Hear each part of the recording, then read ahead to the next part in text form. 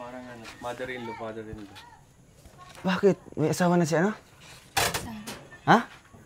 May asawa na si ate mo? Oo. Wala. Ilang taon na si ate mo, si Sarah? 16. Grabe. Di ba pwede matawag doon? Di na siya nag-aral? Di na siya nag-aral?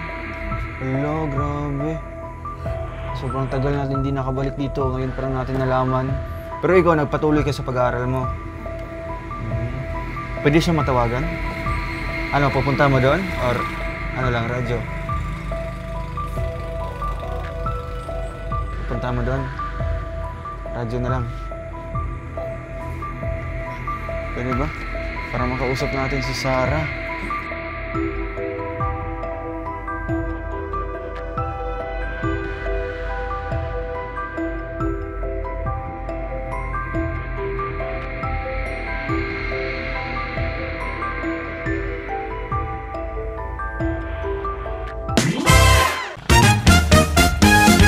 So hello mga kalangga, welcome back muli sa ating channel. Ito po muli si Roel of Malalag at ngayong araw na ito mga kalangga ay muli nating bisitahin si Sarah. No? Andito po yung bahay po nila at saka si Lalay. So ito yung magkapatid po na natulungan natin dito po at kasama yung kanyang mama at papa na nakapagpagawa sila ng sariling bahay sa tulong din po natin sa ating mga binibigay na pagtulong. Kaya nakabuo po sila ng bahay dito. Kaya ngayon medyo matagal tayong hindi nakabalik sa kanila. At kumustahin natin sila. Kamusta yung buhay at syempre yung kanilang pag-aaral po. Tara. At ang napapansin ko yata dito ay si Lalay. Ayo. Maupya maud to. Tulog siya no. Oy, kumusta? Tulog si ano pa nito? Kapatid mo? Si? Butoy? Nitoy. Tulog si Nitoy. Bakit tulog yan? Nag-arawan kayo? Wala. Dito ka po. Ito ka, Kuya Vic. Kumusta ka, Lay? Hawakan mo. Kumusta ka? Okay lang? Saan si mama at papa mo? Ang akong papa sa Kibungkog. Nasa Kibungkog, San Fernando. Si mama mo? Sa Kwan, dito sa Bukid. Nasa bundok. So, yung bundok na yun is, yan yung di ba? Yan yung pinuntahan namin dati. Opo. Sobrang layo. Almost 3 hours po na lakad, lakaran. Kumusta naman dito? Pa-check muna ng bahay. Ha? Kayo lang magkasama? Dito? Saan si ate mo? Sa Kwan, Obos. Sa baba. So, ito yung kanyang higaan. Bakit sako yung unan nyo? Anong laman ng sako? Mais? De? Hindi. Ha? So, ito yung kanilang bahay, mga kalangga, no? Daming Saan si Sarah? Sa Obos. Sa baba, si Sisi. Dito. Bakit nandun sa baba? Dito ba? Sa ugangan niya. Anong ugangan? Parang ano, mother-in-law, father-in-law. Bakit? May asawa na si ano? Saan? Ha? May asawa na si ate mo? Oo. Wala.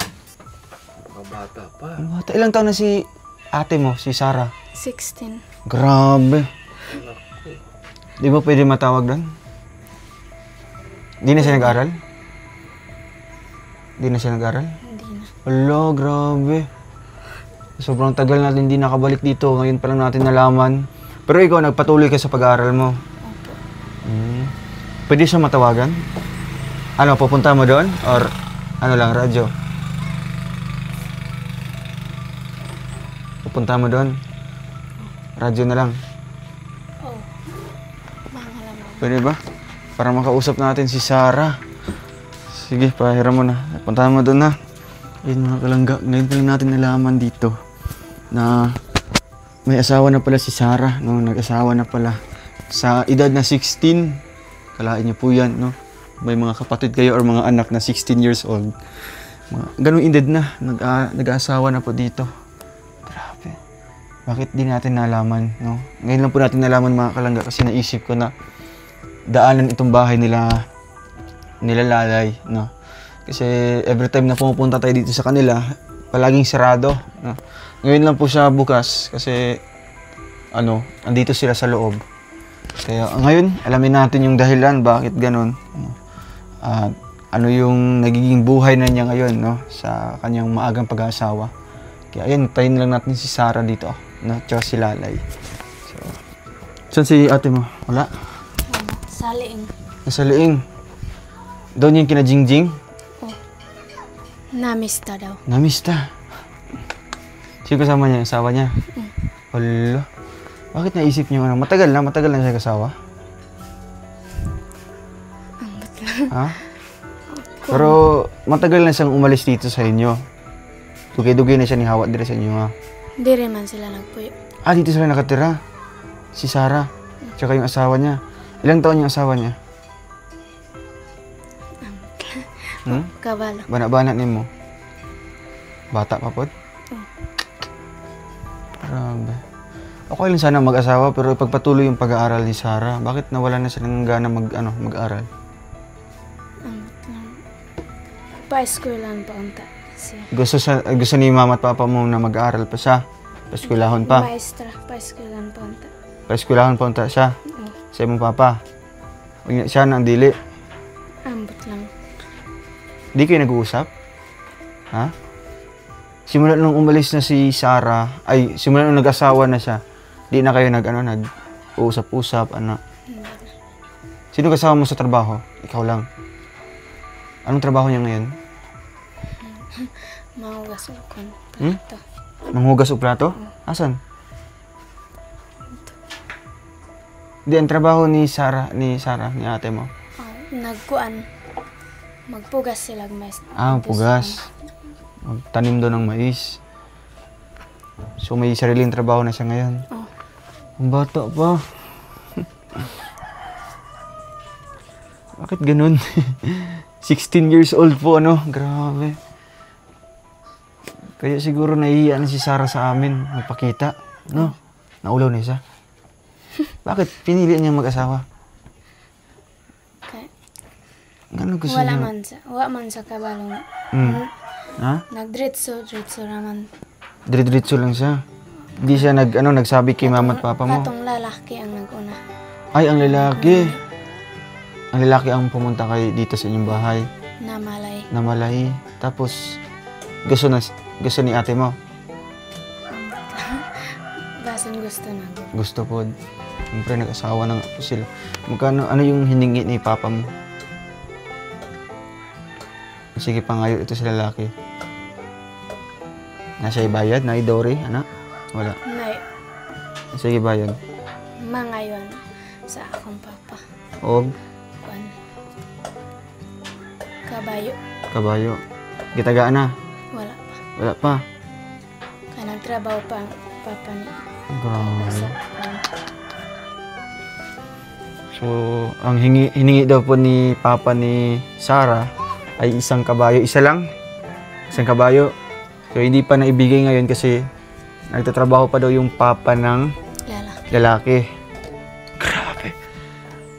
Tagal pa nun. Nagpilang kantidad sa kabayo dere? Magkanong presyo? 50, 60, 40, kabalo. Mga ilan kuya Victor? Mga 50 yata na? Barato na? Kabayo? 30 kabayo? Kung maganda yung trabaho ng lalaki, ng papa ng lalaki. Pero kung arawan din, ay wala, tagal pa nun. Ano pa yung hiningi ni papa mo, maliban sa kabayo? Kwarta, magkanong pera? Magkanong halagya? 10,000. Grabe. Wala paghihatag pod. Wala pa na. Basig dito ihatag. Nagminyo naman sila. Di pa man buntis si Sarah. Di pa. So, anong reaksyon ni mama at papa mo nung sinabi na nung nalaman nila na mag-asawa na si Sarah? Suko sila? Nasuko? Oo. Suko sila? Anong ginawa kay Sarah? Wala.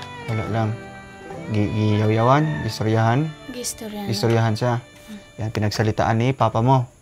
Anong sinabi ni papa mo?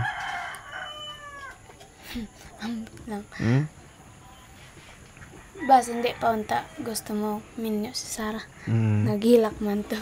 Nagilak si Sarah. Namalay. Ay, ang lalaki. Katong namalay. Mm. Minsan na malay diri sa inyo, ha? Oh, Sino yung gihanda to? manok. Manok. Biyon. Bihon sad. Dagan magbisita. Oh, Taga-asa ang lalaki. taga Kamunuhan. Ha? Kamunuhan. Kamunuhan. Saan banda yan? Di. Diyan sa baba. Oh. Grabe na. Bakit ganun? Pero siyempre, di natin yan masisisi mga ganyang tao, ganyang bata. No? Pero, bakit di niya bakit di siya nakinig sa amin, di ba? Kaya kung taga-adto na mo diri nga, Sara, di sa ka magminyo, Sara, ha? Di ba ginanaan na mo? Oh, O, eskwela sa tarong, ha? Ang ano man, gusto mo siya magminyo, Jud? ambot lang. Ikaw, may balak mag-asawa? Te. Ayaw mo pa? Ayaw mo pa mag-asawa? Pero na kayo uyab? Te. Wala pod. Ayaw sa pila, ilang taon ka na? 14. 14. Ito ha. Ano tayo? Mag-usap tayo, no? Ayaw sa pagminyo, no? Sa edad mong yan. So, gusto mo pang magpatuloy sa pag-aaral. Anong grade ka na? 9. Grade 9. Anong gusto mong paglaki? Anong gusto mong trabaho? Gusto maging? Anong gusto mong trabaho? Wala pa? Teacher? Gusto mong teacher? Di. Doktor? Engineer? Pulis. Ay, police. Bagay naman sa kanya, no? Eh, astig-astigan si Lalay, no? Oo. Gusto mo maging police paglaki? So, kanang police ba, makabot ba ni mo na? Si tanaw ni mo? Ambot lang. Abot lang. Pero sa tingin mo, makukuha mo yan, makakamit mo yan. Dili nga naman. Ambot lang. Kay walang-wala mo. Oh. Pero, di ko pa gusto mag-asawa. Oo. Basta ha, kasi ito na lang yung pag-asa. Si Nitoy, eskwela pa si Nitoy. Hindi na. Wala na. Si Lalay na lang. Lakalay. Ikaw na lang pag-asa ng pamilya mo. Ikaw na lang pag-asa, Lay. Ang sama mo na, imo bang i-disappoint imong pamilya, imong mama at papa, or dili? Dili. Imo ba silang, kuanon ka ng marag, pakyason ilang gusto, or dili? Ha? Kasi gusto niyo mo nga mag-asawa na ka, or magpadayon pa sa eskwela? Padayon pa. Okay yan, ha? Dapat ipagpatuloy mo yung pag-aaral mo kay ikaw na lang yung pag-asa ni mama at papa mo. 'Di ba? Ilang taon na si mama at papa mo, tigulang na. O, gusto ba kang habang buhay dito siya sa bukid? Dili. Dili ka gusto? Maloy po ka. Naawa din po siya sa magulang niya. O. So, anong message mo kay mama at papa mo? Ano siya may istorya sila, ha? Halimbawa, na mga tigulang na sila, niya. Nagyapon sa bukid ng trabaho. Walay kahumanan. Ano siya may istorya? Maloy ko sa akong mama. Kay, tigulang na. Akong papa. Usay pod nga. Sakit ang tuhod sa akong papa. Sumasakit yung tuhod. Kasi nga sa sobrang katandaan na. Diba? Pero kahit matanda na sila, wala pa rin silang tigil sa trabaho. No, kaya ang gusto nila nga na may kaunon, di ba? Ang gusto nila nga pa-eskwela mo, ikaw. So, anong nangyari kay Sarah, no? Bakit ganun? Bakit nag-iba ng isip? Pero syempre, decision niya po yun. Ang gagawin na lang natin ngayon ay kay Jingjing. Kay ano na lang, kay Lalay na lang. Ala, ayaw, pangangagaan. Ano, Lay? Gusto mo pa mag-aral, no? Kumusta ang pag-aral mo? Okay. Kumusta pa eskwela mo? Okay lang. May school supplies ka? Diba na, ah? Naa ba kayo school supplies? Wala na? Wala? Anong ginagamit mo na, pag mag-school ka na? Naka-uniform? Wala? Naka-uniform. Naka-uniform. So, Bakit gusto mo patuloy pa rin sa pag-aaral, Lay? Para Para? maka-comfort ko sa akong mananay. Kinanay mo. Matulungan mo si nanay mo. Tama yan, ha? So, siyempre ngayon, ibigay na lang natin yung tiwala kay Lalay, no? Yung assurance na makapagtapos siya. So, sa mga gusto pong tumulong dito, no, sa kanyang pag-aaral, kahit man allowance lang, Lay, di ba? So, usahay ba, Lay, pag pumupunta kang school, wala kay kaon? Ha? Usahay. Pero, nag-absent ka, wala? Wala? Karon pa ako nag-absent. Karoon lang ka nag-absent. Bakit nag-absent ka ngayon? Kay Trabaho ka? Hindi. lang. May activity sa school? Oo. Nagpadala naman ko sulat. Kalentura ka. Kaya nag-ingon man ang maestra. Basta mo absent mo. Magpadala lang sulat. Excuse letter. So, karon baka nag-absent, Lay. Sige, ito na lang, Lay, ha. Marami pong nakapanood sa ating vlog ngayon, no? At ano yung gusto mong sasabihin sa kanila, Lay? Ano yung gusto mong, ay, kaulaw sa kuha, ha? Kagkailaw. Sige, anong gusto mong sabihin sa kanila, Lay? Sa mga gustong tumulong sa iyo. Sana tulungan niyo po kami. Dahil ang mama at papa ko matanda na.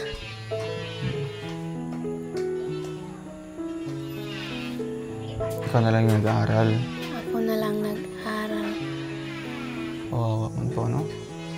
Mamayang hapon ba uwi si papa mo? Mamayang hapon? Hindi pa. Hindi, doon sila matutulog. Sa bundok. Kasama ni mama mo. Ano yung kakainin nyo ngayon? May bigas kayo? Wala? Patingin daw. Grabe ka, ang pagbatang ito, no? So sana sa mga gustong tumulong dito kay Lalay, kahit masuportahan lang natin na pang-weekly na allowance po, makakain lang siya sa bago papasok sa school, pambaon sa eskwelahan. May bigas kayo? Wala. Anong kinain nyo kaninang umaga? Tsaka tanghali. Anong kinain nyo? Bahaw. Bahaw. Kagabi pa yun. Bahaw nga, mais? Bugas. Bugas. Anong ulam nyo? Wala. Wala. Kawawa man. Si Nitoy, absent pa rin si Nitoy. Ewan yung eskwela si Nitoy din, no? Anong trabaho ni Nitoy ngayon? Ambot lang. Kabalo? Gisingin mo daw. Hindi na po yan tulog ay. So masaya ka? Bumalik si Kuya Rowel dito sa inyo? Ha? Anong gusto mong sabihin? Sino yun? Ha?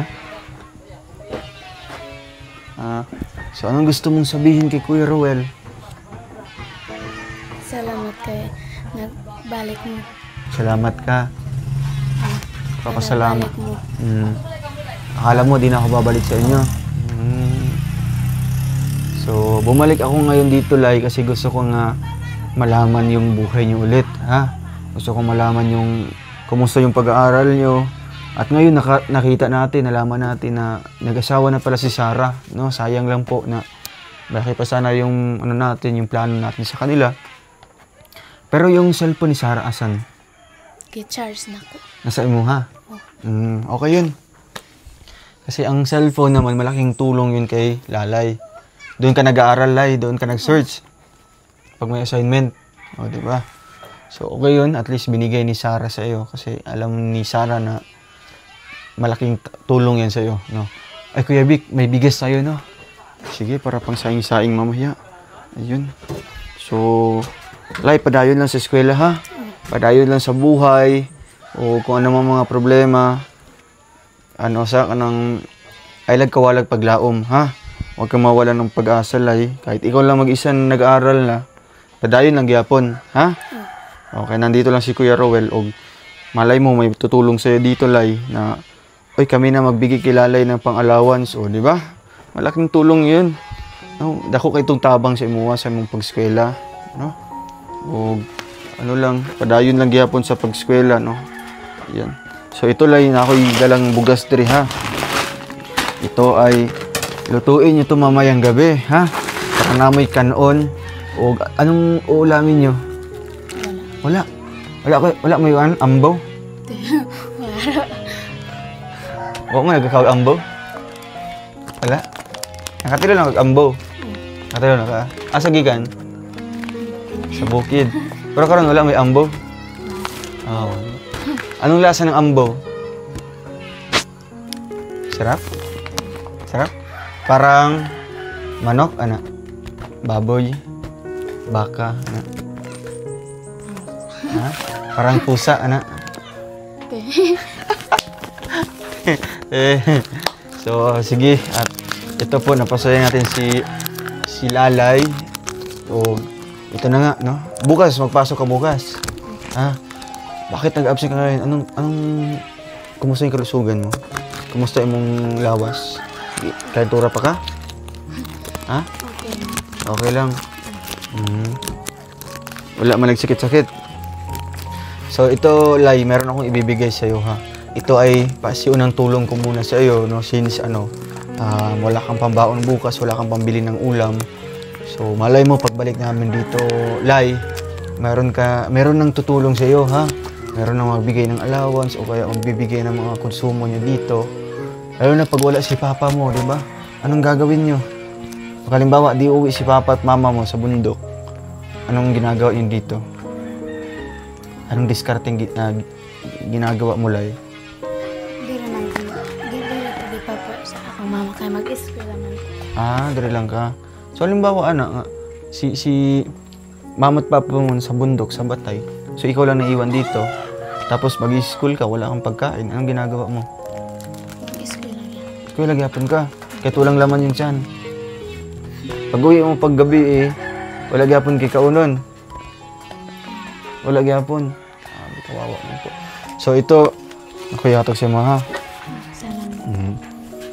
Ito, anong ibibili mo dyan? Gamitin mo microphone. Gamitin mo. Anong bibilhin mo dyan? Sudan. Sudan. Pambaon mo bukas. Oh. Ha? Tapos bili ka pa ng, sardinas, no? Yun yung madaling lutuin. Oh. Ha? Tapos ito, malay mo pagbalik namin, marami pang bigas yung dadalhin natin para sa Ulay. Ha? Basta, yun lang yung usap natin, ha? Ayaw isa, pag minyo, magpadayon kag-eskwela. Ha? Kay, malaki pa yung malaki pa yung plano namin sa'yo, no? Or yung, malaki pa yung pangarap mo sa buhay, no? Basta ang pulis, pag pulis ni mo, imo nang tuparin, ha? Tupara na, no? Imo nang tuparin. Paningkamot? Oo, imong Kabuton. kabuton nimo, no? Basta imong paningkamutan nimo nga makuha. Sige, ano pa yung last message mo bago kami alis ngayon, Lai, sa mga viewers natin ngayon? Mabait man si Lalay, mabait. Butan man Lalay na... Sige, anong message mo sa kanila? Salamat.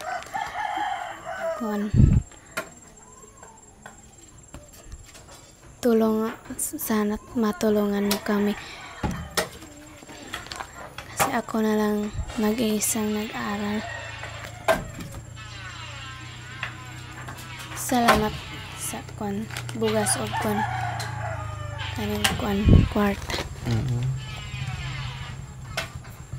Ayun, salamat daw po at lipay ka, lipay? Oh. Smile daw, smile. Ay, grabe, Lalay. Sige, Lai, diri sa Milay, ha? Amping-amping diri og thank you so much din po sa lahat po ng viewers natin. At sa mga gustong tutulong dito kay Lalay, lalo na sa pag-aaral po niya, pang-konsumo, open po tayo, ha? Kahit sino, basta po, taos puso po ang pagbigay. Maraming salamat po. So, see you po sa ating next vlog, mga kalangga. Paalam na, Lai. Babay na sa ating vlog. Ayun. Bye na. Sige, Lai. Diri sa ako.